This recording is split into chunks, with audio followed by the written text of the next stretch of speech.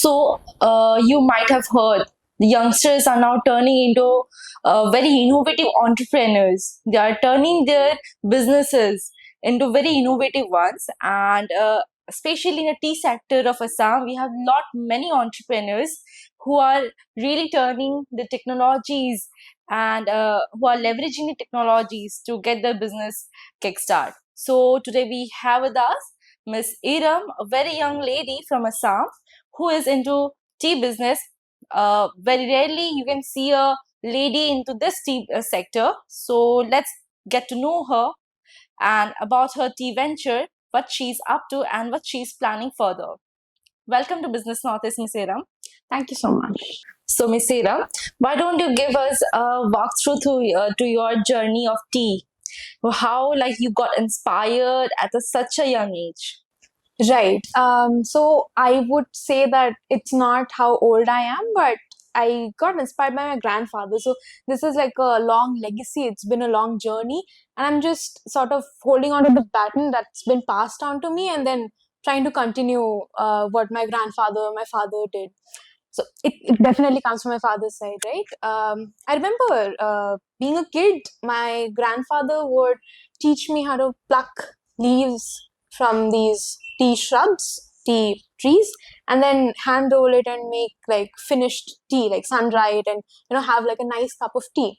So I've seen it as a kid, and that's how I fell in love with tea. But my father was also very interested in tea. He used to collect tea, and then I sort of developed that knack कि मुझे भी करना है. I also want to do it. I want to collect tea, and I just really liked it. Like, how interesting is it that you just get some leaves, you blend it with maybe flowers or spices, and then you put it in hot water, and then you watch the magic happen. You take a transparent teapot, and you just keep watching it, and within 5 minutes you have this beautiful beverage to drink. Yeah.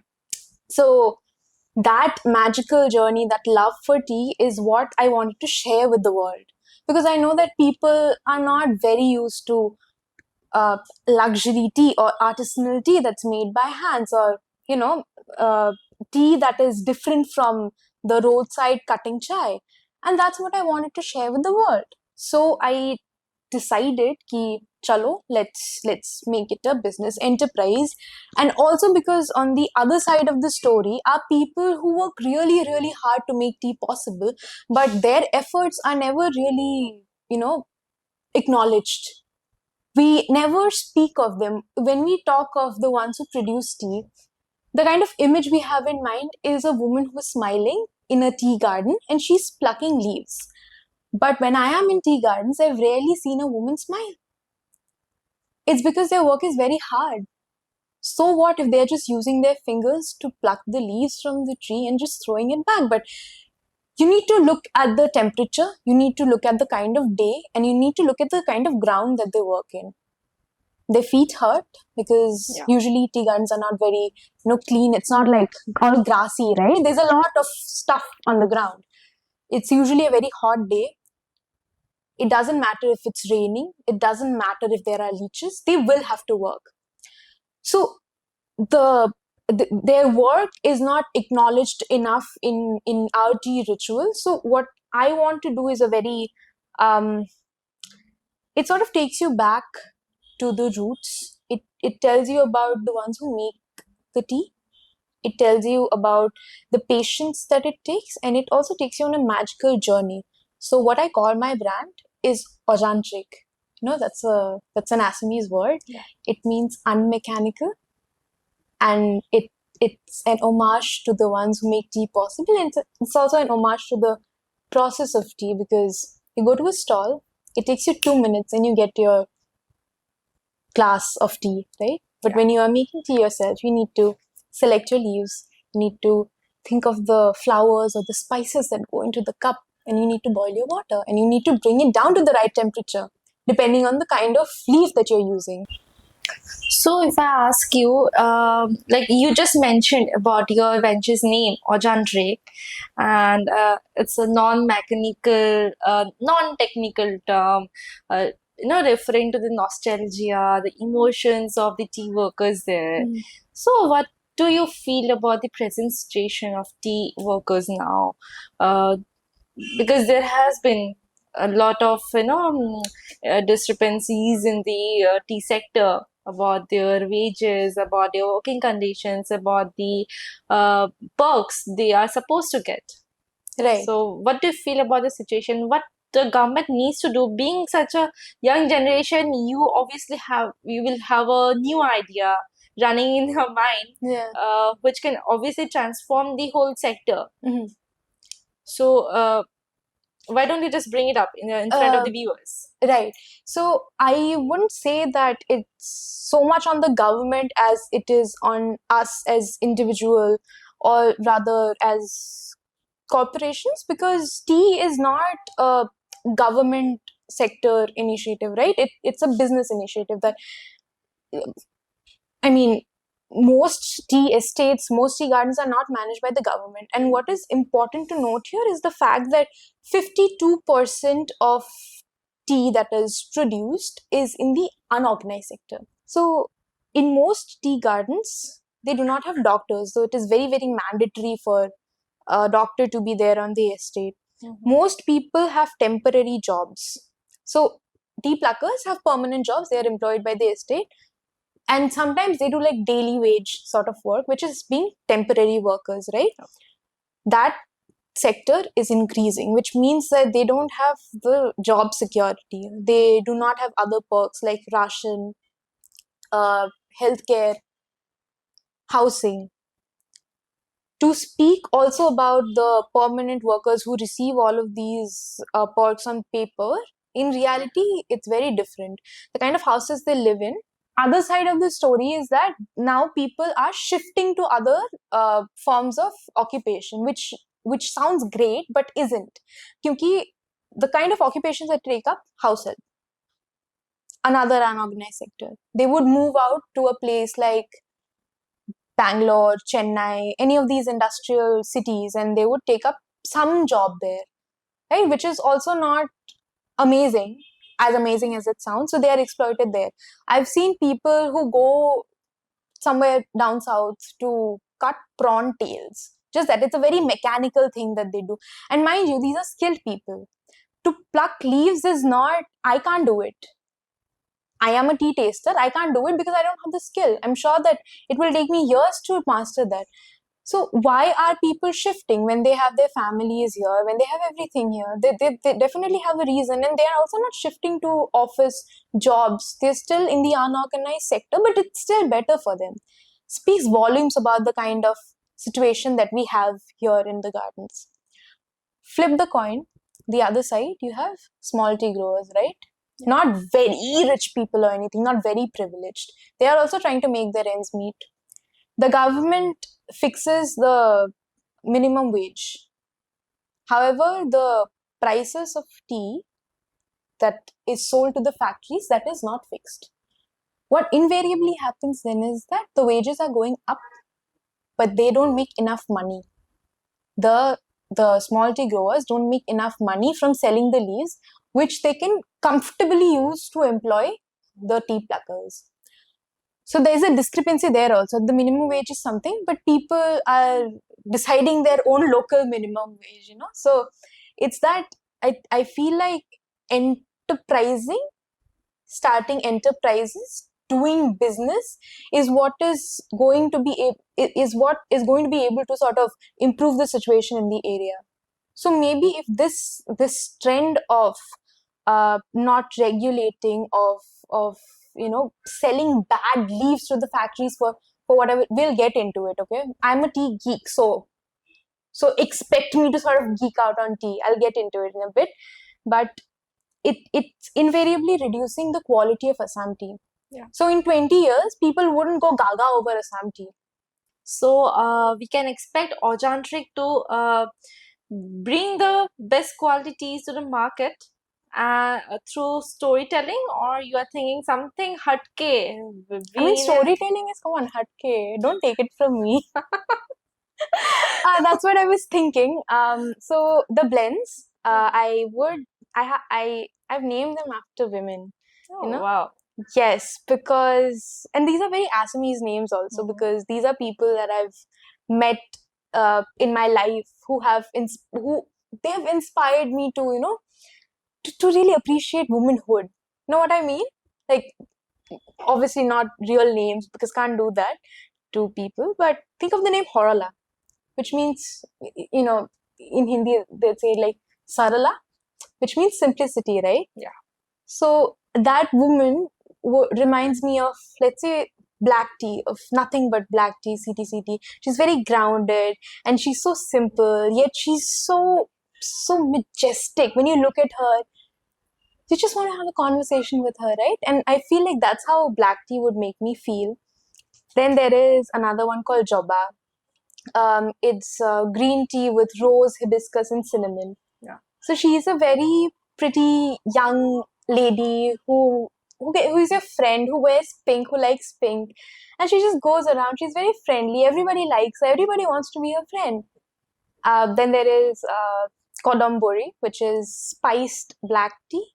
The name itself sort of gives you the vibe, right? It's giving Kodombori. Then there is Hotorupa, which is green tea with vanilla. Oh wow. The name sort of gives you the idea, right? Then there's Hunali, apple, cinnamon, and green.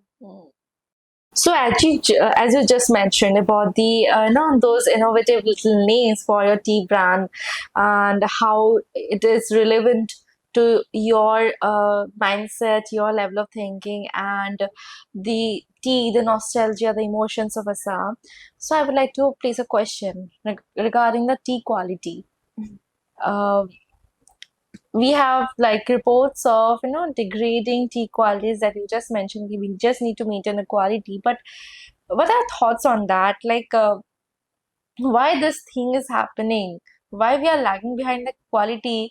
Why our own people are not getting the best quality of tea? We are not able to. That's serious. We are not able to taste the high quality, It's a and very even if the reports are saying that we have high amount of exports, yet tea industry is struggling. Why? that's a very serious question, and I think something that the tea industry, faces very much in, in in the last few days. So I told you that most of the tea production, more than half, that is 52%, is coming from small tea growers, right? And that's an unorganized sector. So what happens is, okay, the supply chain. I need to extend a little bit for you to understand. So there's small tea growers with small gardens. They get pluckers. Pluckers pluck the leaves, leaves it with the small tea growers. End of day, a collecting agent comes, takes these leaves, buys these leaves from them, and then gives it to the factory, sell it to the factory. So basically, the small tea grower has sold leaves, right, to a factory. The factory cannot process a small quantity of leaves.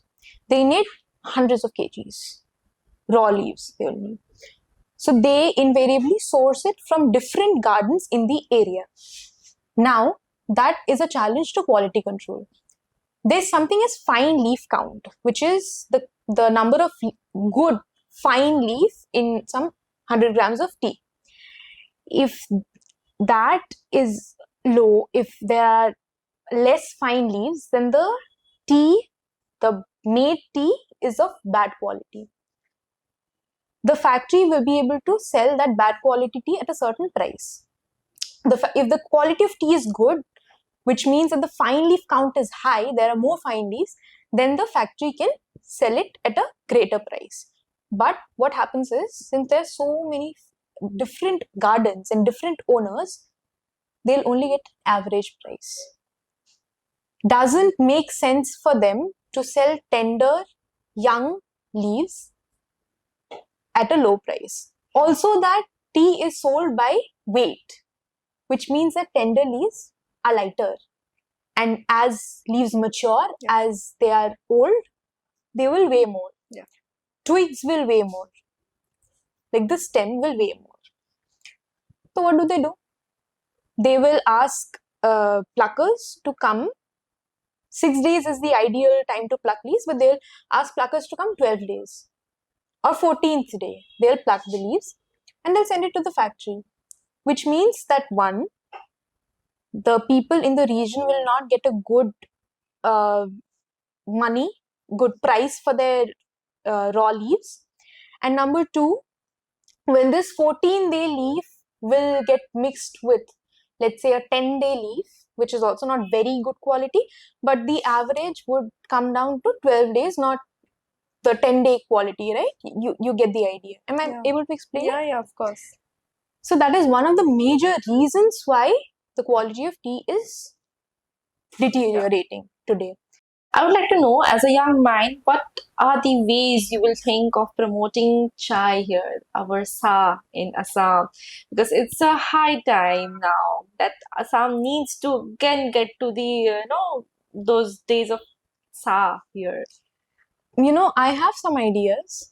So I'm a tea taster. I do tea ceremonies. Oh. And that is an experience that most people somehow have not experienced. I don't know why. Like, living in Assam, this should be something very accessible to people.